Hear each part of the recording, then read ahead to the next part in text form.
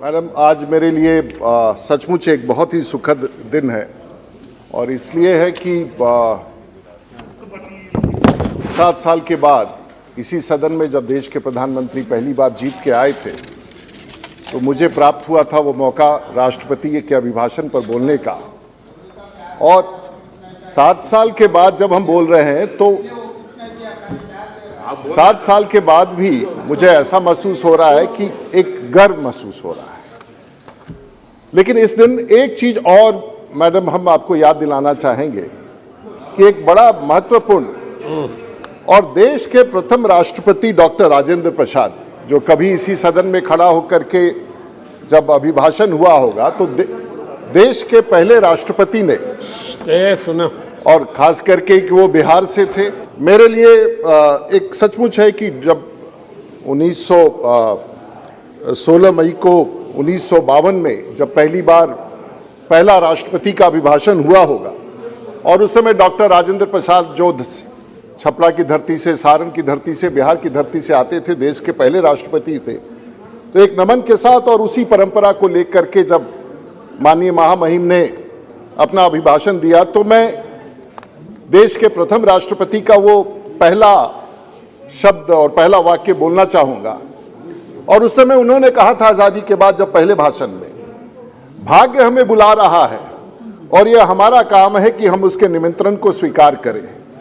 मैं तो ऐसा ही समझता हूं कि भाग्य ने देश को नरेंद्र मोदी जैसा प्रधानमंत्री दिया और आज हम बड़े कामयाबी के रास्ते पर चल रहे हैं। तो भाग्य ने बुलाया और देश को नरेंद्र मोदी की तरह एक प्रधानमंत्री दिया। शायद उनकी वाणी आज पूरी तरह से स्पष्ट दिख रही। हम सब जब भी सदन में खड़े होते हैं तो आखिर पूछते हैं, कांग्रेस के लोगों ने भी इस देश में राज किया, बाकी थोड़े बहुत लोगों ने और भी राज किया, तो आखिर भारतीय जनता पार्टी, हमारा लक्ष्य क्या है, हमारा सिद्धांत क्या है, हमारा मूल क्या है और किस नींव पर हम पर चलते हैं। तो उसमें मात्र 2 धरातल है और ये बहुत ही कोई जटिल विषय नहीं है जिस पर हम चर्चा करें, बड़ा ही सरल है। और जो 2 पिलर्स हैं, जो 2 खंभे हैं, वो क्या?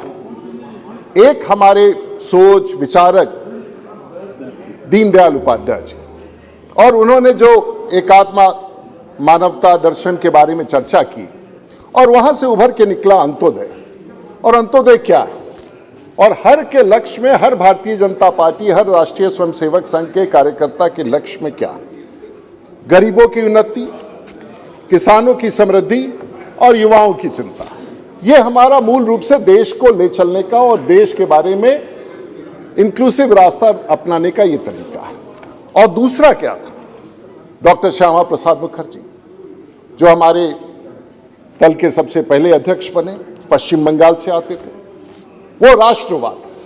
और इस 2 धाराओं पर, 2 पटरी पर हमारे सिद्धांत थे, जो देश के प्रधानमंत्री और पिछले 50, 60, 70 साल में जो हमारे इस फिलॉसफी को विश्वास करने वाले लोग हैं ना, इस रास्ते पर चलते चलते। और हमने क्या अचीव किया?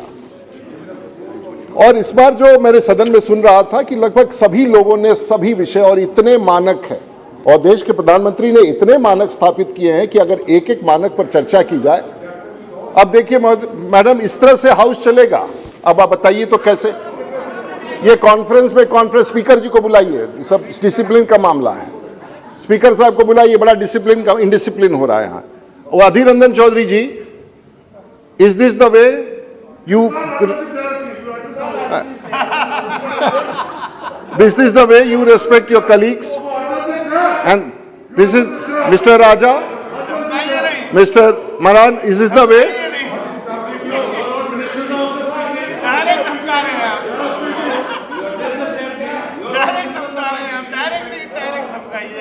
You are a leader of the biggest party, which is very small now, so you must listen to us. रूढ़ी जी इधर बोलिए, अपना इधर बोलिए। हम तो बोल ही रहे हैं, लेकिन व्यवधान कर रहे हैं ना, छोड़ दिया जाए ना इनको, अपना बात बोलते हैं, ठीक है। और कई सारे सोशल फैक्टर्स के बारे में हम कहते हैं। मैं आपको दूसरे चित्र के रूप में देश के प्रधानमंत्री के सपना के बारे में बताऊं। और जब हम लोग कहते हैं कि फाइनेंशियल इंक्लूजन, तो ठीक है, हमारे सभी मित्रों ने कहा कि 50 करोड़ नए खाते खोल दिए गए, जनधन अकाउंट, वो तो ठीक है। लेकिन एक दूसरी योजना जो देश के लोगों को मिला, अब देश के प्रधानमंत्री कोई योजना बनाते हैं, चाहे वो सुरक्षा बीमा योजना, अटल पेंशन योजना, जीवन ज्योति बीमा, तो आखिर ये छोटा सा किसानों के लिए, गरीबों के लिए योजना होती है, लेकिन दृष्टि कहां है, दिशा कहां है।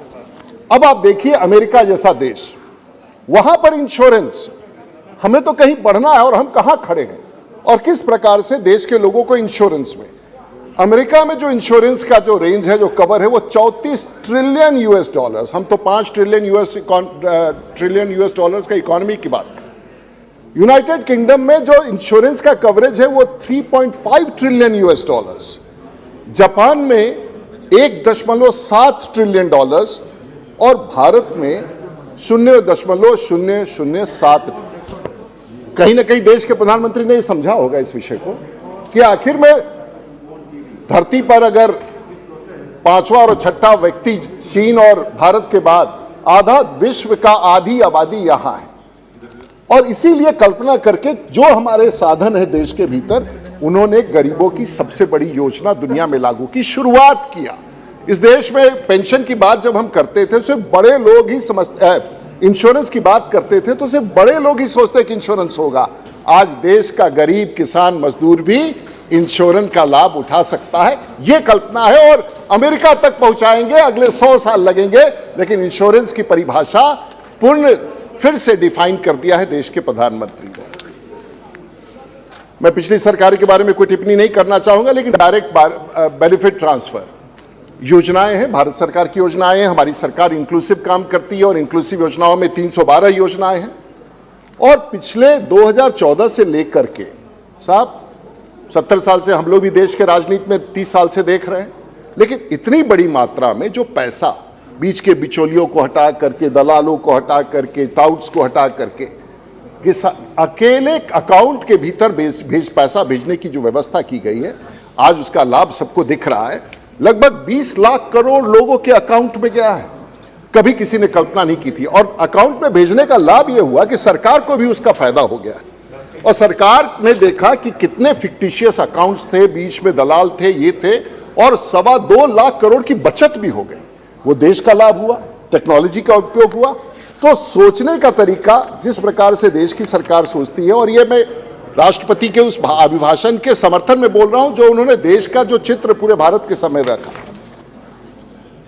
प्रधानमंत्री सड़क योजना, देखिए शायद कोई चर्चा ना करे, लेकिन अटल बिहारी वाजपेयी जी के सरकार में वेंकैया नायडू इस देश में उस समय ग्रामीण विकास मंत्री, और वाजपेयी जी ने बुला के कहा, भाई मैं तो देश के ग्रामीण सड़कों के बारे में चिंतित हूं। और उस समय जो योजना बनाई गई, ये 2000 की योजना है, और उस समय PMGSY की योजना बनाई गई, और आज 6,80,000 किलोमीटर सड़कों का निर्माण पूरे भारतवर्ष में हो गया। कभी कोई कल्पना कर सकता था? गरीब, मैं आपको इसलिए बताना चाहूंगा, मैं पटना में जब छोटा था तो पटना बिहार के बारे में एक हार्डिंग रोड होता जहां से बस चलता था, और मेरा गांव पटना से जो मेरा कॉन्स्टिट्यूएंसी भी है लगभग 80 किलोमीटर दूर है। तो हार्डिंग पार्क से, एक हार्डिंग पार्क वहां का बस स्टैंड था, वहां से बस चलता था जिस पर मेरी मां गांव जाती थी, और उस बस का नाम था 1 डे सर्विस। पता नहीं आपको ललन बाबू याद है कि नहीं। सुबह 5 बजे चलता था, लगभग 1 से 2 बजे पहुंचता था गांव, फिर 3 बजे वहां से चलता था 70 किलोमीटर और लौट करके पटना आता था 8 बजे रात का। इसका नाम था 1 डे सर्विस। आज उस 1 डे सर्विस में आज पटना से मैं अपना गांव 50 मिनट में पहुंच जाता हूं। यह है उस प्रगति का मार्ग, और यह है इस रास्ता जो देश की सरकार ने और देश के प्रधानमंत्री ने दिखाया। भारतमाला की भी कल्पना अटल बिहारी वाजपेयी जी ने की थी, गोल्डन क्वाड्रिलैटरल की चर्चा की थी 1999 में, और north south east west corridor. और पूरे आंकड़े बताते हैं कि ऑन एवरी डॉलर स्पेंड, जो बड़ा रिसर्च है, the return is more than 20%, और India is density of road, जो अधिक से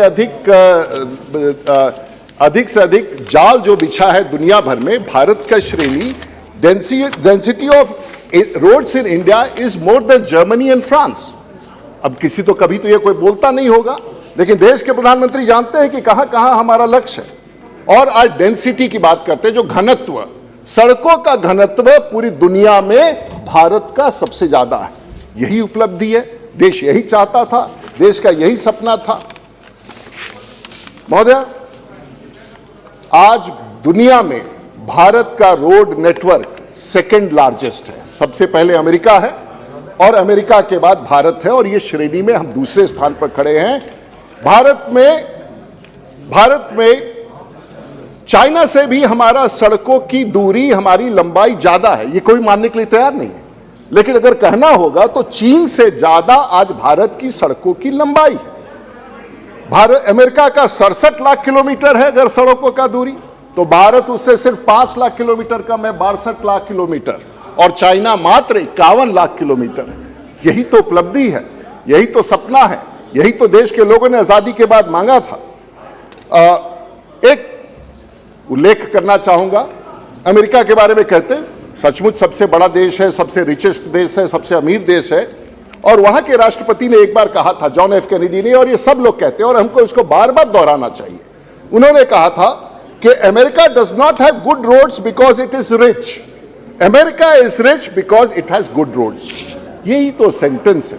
शायद ये कहीं ना कहीं ऐसे स्टेट्समैन, ऐसे पॉलिटिशियंस, ऐसे लोगों का जो स्टेटमेंट है हमारे दिल में, और शायद हमारी सरकार भी इस, चाहे अटल बिहारी वाजपेयी जी उस समय हो या वर्तमान के प्रधानमंत्री जी हो, वो उस लक्ष्य को प्राप्त करने के लिए चलते हैं। महोदया, स्मार्ट सिटीज, अब लोगों ने कहा कि भाई स्मार्ट सिटीज, हम तो कहते हैं कि नाला बना दो, ये कर दो, वो कर दो, बिहार सरकार भी लगी रहती है, हम सब लोग रहते हैं, ललन जी भी, हम लोग सब लोग स्मार्ट सिटीज। लेकिन देश के प्रधानमंत्री जब स्मार्ट सिटीज की बात करते हैं तो उल्लेख क्या है? स्मार्ट सिटी का मतलब कोई स्मार्ट थोड़ी ना हो जाता है कपड़ा पतलून पहन करके। स्मार्ट सिटी की तुलना हम करते हैं देश के उन स्थानों से न्यूयॉर्क में। न्यूयॉर्क के लोगों का जो एसेट्स है, लोग का, सरकार का नहीं महोदया, लोग का, न्यूयॉर्क के लोगों का एसेट्स कह दीजिए, गाड़ी घोड़ा घर मकान दुकान, वो $3 ट्रिलियन है। और उसके बाद लंदन का शहर का 2.7 ट्रिलियन US डॉलर्स, टोक्यो का 2.5 ट्रिलियन US डॉलर्स, मुंबई का 0 भारत में अगर सबसे समृद्ध माना जा रहा है किसी भी शहर को, वो है मुंबई। और मुंबई आपका शहर, आपके राजधानी का शहर, मुंबई में 0.95 ट्रिलियन। अब मुंबई जाने के लिए हमारे बिहार से भी गरीब जाके वहां मजदूरी करते हैं, वहां चौकीदारी करते हैं, वहां आखिर ईज ऑफ लाइफ जिस जगह पर इसकी व्यवस्था होती है। अब Mumbai accounts for 6% of the Indian economy. अब बताइए तो साहब, ये तो सोचना है। देश के प्रधानमंत्री जी ने जरूर सोचा होगा कि देश भर में स्मार्ट सिटीज बनाओ, कभी तो शुरुआत करो देश में कि सिटी स्मार्ट हो, वहां के लोगों की आय बढ़ी, वहां का इनकम बढ़े। और आज मुंबई में देश का 30% of income tax is from Mumbai and 60% of the custom duty is from Mumbai. 35 हो गया, चलिए ठीक है। तो आखिर ऐसा क्यों हुआ? एक शहर में क्या होना चाहिए? पब्लिक ट्रांसपोर्ट होना चाहिए, मेट्रो होना चाहिए, पावर होना चाहिए, कोर बैंकिंग होना चाहिए, कमर्शियल हब होना चाहिए, शिक्षा होना चाहिए, एंटरटेनमेंट होना चाहिए, हॉस्पिटैलिटी हो। अरे भाई तो सुनो यार, अपने तो किए नहीं, कुछ किए नहीं 30-35 साल में, तो आप क्या सुनोगे? टूरिज्म, हेल्थ केयर, एक रेसिपी होता है शहर का। और इसी तरह से जब संरचना बनेगा किसी शहर का, तो निश्चित रूप से आने वाले दिनों में उस शहर के लोगों का भी कल्याण होगा और उस राज्य का भी कल्याण होगा। महोदय, अगर विषय को आगे लेके चलते हैं, भारत में अगर फास्टेस्ट ग्रोइंग सिटीज अब तैयार तो हो रहा है भारत में। अब हमको छपरा को भी करना है, हमको आरा को भी करना है, हमको भोजपुर को भी करना है, हमको औरंगाबाद को भी करना है, हमको पटना को भी बढ़ाना है। आज 100 साल के भीतर, आजादी के पहले 25 वर्ष में, इन सब शहरों का जीडीपी जो है उस राज्य के जीडीपी से ज्यादा हो जाएगा। तो उसकी तैयारी हो रही है और देश के प्रधानमंत्री का कल्पना है कि ऐसे 200-250 शहर बने। त्रिची, तिरुपुर, राजकोट, नागपुर, आगरा, विजयवाड़ा, बेंगलोर, सूरत, हैदराबाद, चेन्नई का जो इकोनॉमी है वो 9 गुना अगले 25 वर्ष में बढ़ जाएगा। तो देश छूटना नहीं चाहिए, योजना बनानी चाहिए जो देश के अंग छूटे हुए हैं। और इसीलिए स्मार्ट सिटीज का कॉन्सेप्ट ला करके श्रीनगर का, कश्मीर का, जम्मू का क्यों छूटेगा? और देश के प्रधानमंत्री ने शुरुआत तो कर दी है और उसका लाभ भी प्रत्यक्ष रूप से दूसरे स्थानों पर दिख रहा है। यह है स्मार्ट सिटीज का कॉन्सेप्ट। ये नहीं है जो हम लोग सोचते हैं कि स्मार्ट सिटी में नाला बना दूं। सोलर अलायंस, मैं सोचा करता था, मैं एक कमिटी में था, डॉक्टर संजय जायसवाल नहीं उसका, और मुझे भी ये बात समझ में आया देश के पता। लेकिन साहब एक विषय, कभी भी जब हम लोग बचपन में देखते थे तो कोई वायरलेस लेके जाता था तो हम लोग को लगता था कि सिपाही बड़ा ताकतवर आदमी है, इसके पास वायरलेस है, और वायरलेस तो गजब का चीज लगता था कि वायरलेस पर बात करेगा तो इसके बाद कैसे खबर कर देगा और पुलिस चली आएगी। और आज तो जमाना आ गया कि हर के हाथ में वायरलेस है और वो ताकत है। लेकिन उस समय कभी कोई कल्पना नहीं करना होता कि बिना तार का भी हम लोग पूरी दुनिया में बात कर लेंगे, और अभी सब New York, Chicago, Latin America, sao paulo कहीं भी बात कर सकते हैं। तो देश के प्रधानमंत्री जी ने एक बहुत बड़ी, हम नहीं रहेंगे, हम में से शायद कोई नहीं रहेगा जब ये सपना आएगा, लेकिन सपना तो उन्होंने देखा और सपना की शुरुआत तो की, और उन्होंने कहा solar alliance, one world, one sun, one grid. ये भाई है क्या? ये आने वाले पीढ़ी के लिए आज से 100 साल, 200 साल, 300 साल बाद शायद सदन में कभी इस रिकॉर्ड को कोई निकाल के देखेगा तो कहेगा कि देश के प्रधानमंत्री ने एक सपना देखा था, सोलर अलायंस। तो ये है क्या भाई? जापान और साउथ कोरिया में जब अंधेरा होता है तो इंडिया में उजाला होता है, तो यानी कि वहां पर रोशनी है, यहां नहीं है। जब भारत में उजाला होता है तो इजिप्ट, इथोपिया और सूडान में अंधेरा होता है, और ये सर्कल है। तो वहां की रोशनी, वहां का ताप, वहां का धूप, वहां की एनर्जी तार से चल करके भारत आएगा। जब भारत में सूर्योदय होगा तो यहां का ताप, यहां का एनर्जी, यहां का जो ताकत है वो बिजली यूरोप में जाएगा, और ये होने वाला है आज से 100 साल के भीतर। तो देश के प्रधानमंत्री कहते हैं इंटरनेशनल सोलर अलायंस, तो सब लोग कहते हैं कि क्या है, आज के लिए नहीं है। आप तो 25 साल में परेशान हो गए कि 25 साल के बजट में आपने क्या कहा। देश के प्रधानमंत्री तो अगले 1000 साल के लिए सोच रहे हैं। इस तरह से सोचिए, कोई देश का नेता अगर बड़ा सोचता है तो थोड़ा कभी कभी साथ चल करके इस बड़ी योजनाओं के बारे में, और हम और आप उस समय नहीं रहेंगे, लेकिन 100 और 1000 साल की योजना भी अगर कोई देश का प्रधानमंत्री, कोई देश का नेता अगर यहां खड़ा होकर कहता है तो थोड़े क्षण के लिए हम सबको रुक करके उसका सलाम करना चाहिए। आगे बढ़ते हैं महोदय, इंटरनेट के बारे में, और मैं बहुत ही पर्सनल एक्सपीरियंस आपसे शेयर करूंगा, शायद उस बच्ची साहब का परिचय भी। भारत नेट गांव-गांव में थोड़ा बहुत कमी है, मैं जानता हूं, नेट वाले में इश्यू में बहुत सारा है। अब वो 2014 के पहले कैसे शुरू हुआ? पहले हुआ कि भाई तार बिछा देना है, खरीदार कोई है ही नहीं, घर घर में पाइप लगा देना है, पानी का नलका नहीं लगाना, ऐसी योजना थी। उसको सुधार करते करते करते आज देश के 6 लाख गांवों में इंटरनेट पहुंचाने की, अभी बहुत बड़ा काम नहीं हो पाया, लेकिन देश ने यह भी तय किया है प्रधानमंत्री की अब 5G होगा। भाई ये 5G क्या करेगा? ऐसा क्या है जो 5G करने के बाद देश में परिवर्तन आ जाएगा?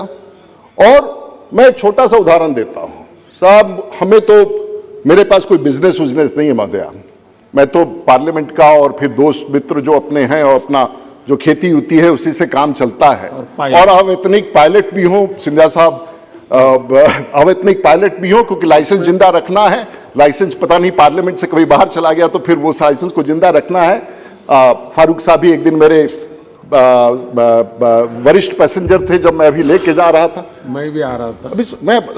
अभी असल बात तो मैं आ रहे तो असल बात तो आ रहे मैं आपको उदाहरण दे रहा हूं। चलिए बहुत प्रैक्टिकल बात अभी। अच्छा, आपको ठीक नहीं लग रहा है मेरा बात? ठीक, मेरे पास मेरी बेटी आई, छोटी सी है, 20 साल की। एक तो सुनिए, छोड़ दीजिए, और इंटरनेट और इसकी ताकत देखिए। तो उसने कहा कि साहब बाबा ये मेरा इंस्टाग्राम का रीच है। तो उसने कहा, पहले आके कहा 5 लाख, फिर 10 लाख, फिर कहा कि 20 लाख, फिर कहा 30 लाख, 2 दिन के बाद कहा 40 लाख, और आप अनुमान नहीं लगा सकते हैं 8 दिन के भीतर इंस्टाग्राम पर मेरी बेटी का रीच 2 करोड़ हो गया। अब मुझे लगा कि इतने दिन से पॉलिटिक्स कर रहे, इतना भाषण दे रहे, लेकिन उसका लाभ क्या हुआ? छोड़िए उसके रीच का क्या है। आज घर बैठे हुए, मेरा तो कहीं कुछ आसपास नहीं, घर बैठे महोदय, वो इंटरनेट में देश के तमाम बच्चों को कह रहे हैं, घर बैठे वो कुछ होता है, मुझे नहीं समझ में आता, micro influencer. Now she has become a micro influencer, और महीने में 2.5 से 3 लाख रुपया वो कमा रही है घर बैठ करके। और हमारा सैलरी 1.25 लाख रुपया भी नहीं पार कर रहा। तो ये है इसकी ताकत। और देश के प्रधानमंत्री ऐसे ही अपॉर्चुनिटी का जो भी करें गेमिंग पर, गेमिंग के बारे में महोदय सुनिए, इस बात हम बहुत पढ़ पुढ़ के बता रहे हैं यूट्यूब के बारे में। आज यूट्यूब में क्या हो रहा है, देश के प्रधानमंत्री ने कहा कि भाई कमाई करवाएंगे, लोग कहते हैं डबलिंग ऑफ द वो एक एक कोई भी ऐसा पैकेज देश को नहीं छोड़ रहे जो हर तरीके से कह रहे कि तुम बढ़ो तुम बढ़ो तुम बढ़ो। अब यूट्यूब पर कोई आदमी डालता है कुकिंग का, कोई मेकअप का, कोई इंस्ट्रूमेंट का क्लासेस चलाता है, कोई कॉमेडी का करता है, कोई एडवर्टीजमेंट्स का करता है। और गेमिंग, जो देश के प्रधानमंत्री ने इस बार बजट में निर्मला जी ने कहा, गेमिंग का बिजनेस और उसका जो सॉफ्टवेयर बनाना है, भारत अगर हब हो गया तो अकेले पूरा भारत का इकोनॉमी वही संभाल देगा। That would be 1.4 billion US dollars. दे दीजिए इनको इंटरनेट, दे दीजिए वो तार, दे दीजिए वो सॉफ्टवेयर गांव गांव तक, और देखिए भारत की बुद्धिमत्ता, भारत की बुद्धि दुनिया में कैसे आपने आपको। तो देश के प्रधानमंत्री तो नहीं रहने के बाद की स्थिति की भी तैयारी देश को करा रहे हैं। अब आप देख लीजिए क्यों फेसबुक, जो एक क्वार्टर का रेवेन्यू उसका, इस क्वार्टर का रेवेन्यू 34 बिलियन US डॉलर्स। अब अगर ये ताकत है, तार की ये ताकत है, इंटरनेट की ये ताकत है, तो देश के प्रधानमंत्री ठीक ही कह रहे हैं ना कि 6 लाख गांवों तक इंटरनेट पहुंचाओ, देश की आमदनी वहां से निकलेगी।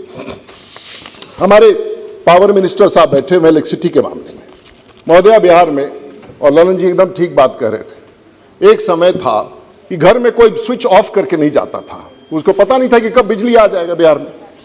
आज कोई गलती से स्विच ऑन करके नहीं छोड़ता है हमारे बिहार में, इसलिए कि बिजली आ जाएगा तो मीटर से। और छपरा में आज मैं दावे के साथ कहता हूं कि सारण में हमारा पीक कंजम्पशन 180 मेगावाट है, जो बहुत सारे शहरों का, जबकि हमारे ये उद्योग नहीं है। जो ललन जी कह रहे थे सही कह रहे थे, कई सारे कारण है, लेकिन बिजली तो हमने गांव गांव तक पहुंचा दिया है। अब इसके बाद अब हमारे यहाँ ग्रिड है। अब देखिए सोचने का तरीका, एक रसूलपुर ग्रिड है। अब बिजली के लिए हमको कहीं कांटी और बरौनी की चिंता नहीं कर। हमारे यहाँ जो बिजली आता है, महाराष्ट्र आपका राज्य है, गर्व है उस राज्य पर, 42,000 मेगावाट बना रहा है, गुजरात 41,000 बना रहा है, तमिलनाडु 35,000, उत्तर प्रदेश 30,000 करना। भाई हम तो वहां से, मेरे घर में जो बिजली चल रहा है, हो सकता है महाराष्ट्र का हो सकता है कर्नाटक का हो सकता है उत्तर प्रदेश का हो सकता है तमिलनाडु का हो। ये तो है देश। राजा साहब के प्रांत से बिजली वहां से निकली और अमनौर के और छपरा के और रसूलपुर के ग्रिड में आकर के हमारे गांव तक पहुंचा। तो यही तो नेशनल इंटीग्रेशन है। इसी प्रकार से तो बिजली पहुंच रहा है। तो देश प्रगति कर रहा है। और ग्रिड पर आपने कितना आर.के. सिंह साहब देश की सरकार ने खर्च किया, वो दिखाई तो देगा नहीं, लेकिन आपके घर में जो बिजली 24 घंटा जल रहा है, वो एक बहुत बड़ी उपलब्धि है। क्लाइमेट चेंज के बारे में एक विषय के बारे में आना चाहते हैं। प्रधानमंत्री जी ने क्या कहा, कॉप पेरिस एग्रीमेंट, मेरा ये विषय है, मैं वर्षों से इस विषय पर चर्चा करता हूं। पॉल्यूटर्स पे, अब एक तरफ बिजली का उत्पादन की हम लोग बात कर रहे हैं महोदया, पॉल्यूटर्स पे यानी कि जो सबसे ज्यादा कार्बन उत्सर्जन करेगा, अमेरिका सबसे ज्यादा कर रहा है। और आज देश की राजनीति को देश के प्रधानमंत्री ने उस पर रोक लगा दिया। COP 26 में भूपेंद्र यादव गए, कोई भी गया, रोक लगा दिया। कहा साहब आप कह रहे हैं देश को मिटिगेशन करना चाहिए, यानी कि पेड़ लगाओ, कार्बन सिंक करो, ग्रीन हाउस इफेक्ट कम करो। देश के प्रधानमंत्री क्या कर रहे हैं, राष्ट्रपति जी क्या कर रहे हैं, हमें एडाप्टेशन करना है, हमें तो पावर की जरूरत है, आने वाले 40-50 साल में हमको कोयले की जरूरत है, हम क्यों कम करेंगे, हम तो ग्रीन एनर्जी लाएंगे, लेकिन हमारी जरूरत जो सस्टेनेबिलिटी है उसको आप कैसे कम करना चाहते हैं महोदया। और इसीलिए कहा जाता है कि नीतियां, अभी तो 1-2 विषय छूट गया महोदय, आपको खत्म करने दीजिए ना इसको। अब मैं बहुत सारा पन्ना छोड़ दे रहा हूं, अब मैं छोड़ दे रहा हूं, मैं एक छोटा सा विषय पर आना चाहता हूं। अब महोदय रहुआ भोजपुरी तो जानीला कुछ कुछ, काल हम थोड़ा चिंतित हो गई, अब से पूछी रहुआ का है, बहुत अच्छा बोल रहे हैं। क्या है ना कि कई बार दिन भर बोलने के लिए दे देंगे अब हमारे एक वरिष्ठ नेता कल कुछ बोल के गए सदन के भीतर। अब हमको समझ में नहीं आता है कि अब हमरा बुझाते नहीं खे। अब उन्होंने कहा कि कौन इंडिया, तो क्या इंडिया, तो अमीर तो गरीब। अब हम लोग ये कहना चाह रहे हैं India versus Bharat, rich India and poor India, India and Bharat. अब हम लोगों को चिंता है, हम फिर डॉक्टर राजेंद्र प्रसाद के उस वक्तव्य को हम लोगों ने अनेक राजनीतिक और आर्थिक विषयों पर मतभेद होगा, ये मैं 1952 का डॉक्टर राजेंद्र प्रसाद जी का एक मंतव्य जो था, स्टेटमेंट था, अनेक राजनीतिक और आर्थिक विषयों पर मतभेद होगा और होना चाहिए, किंतु यदि भारत और उसके लोगों को हित की हमारी प्रधान प्रेरणा हो और हम इस बात को समझे, और इसे तो हमें समझना ही चाहिए, पता नहीं कुछ लोग नहीं समझना चाहते कि इस हित की प्राप्ति पारस्परिक सहयोग और प्रजातंत्र नीतियों से हो। मैं सदन में एक वरिष्ठ नेता ने कल कुछ टिप्पणी की, अब हम लोग ये नहीं कहना चाहते हैं, लेकिन उन्होंने कहा कि भाई रिपब्लिक डे पर कोई गेस्ट ही नहीं आया। अब इनको पता नहीं कोविड का अभाव है कि नहीं। जो हमारे सेंट्रल एशियन रिपब्लिक्स के 5 लोग आने वाले थे, अगले दिन ही देश के प्रधानमंत्री ने उनके साथ वर्चुअल कॉन्फ्रेंस किया। अब उनको लगा, अब कहे कि कोई नहीं आता है, तो देश की आजादी के बाद अमेरिका का राष्ट्रपति तो पहली बार आया, और वो कब आया, ओबामा जी कब आए, वो तब आए जब देश के प्रधानमंत्री ने निमंत्रण दिया। और पहली बार 70 साल में जो इतना मजबूत देश था, जिसके प्रति आप निर्भर भी रहते हैं बहुत बातों को लेकर के, वो पहली बार भारत में क्यों आया, वो देश के प्रधानमंत्री जी के समय आया। तो कई सारे विषय हैं जिसके बारे में अब हमरा ये कहे कि उनका बहुत बात बुझाए लाना, अब सब दे दीजिएगा, उनका बहुत बात बुझाए अच्छा बोल रहे हैं, बहुत अच्छा बोल रहे हैं। अब ओकरा बाद अब थोड़ा हमको बोलने दीजिए। जी महाराज, हम तो ये कहे के चाहते नहीं कि जो नेताजी बाड़े वो बहुत बात बुझे लन्ना, हमनी के दिक्कत ये हो जाएला कि कुछ बोल जाएला ना, हमनी के जवाब देवे के पड़ेला। सब बुझिए। ऐसे महोदया हम राष्ट्रपति जी के अभिभाषण और ललन जी कुछ बात कहत रहे, ललन जी कुछ बात कहे, सब बात ठीक है महोदय, इसमें हमको एकदम नहीं। बिहार के मुख्यमंत्री अच्छा काम कर रहे हैं, ललन जी राष्ट्रीय अध्यक्ष उस पार्टी के, वो भी बहुत अच्छा काम कर रहे हैं। खाली बोले हैं कि हवाई अड्डा जो बनना चाहिए, वो बिहार में एक भी ऐसा हवाई अड्डा नहीं है, ग्रीनफील्ड प्रोजेक्ट नहीं है। अब देखिए योगी जी ने उत्तर प्रदेश में 5 आप बैठ जाइए, अब बिहार में हम लोग को एक, आप बैठिए, अब हो गया, अब हो गया, हो जाता है, आपका टाइम से ओवर टाइम दे दिए।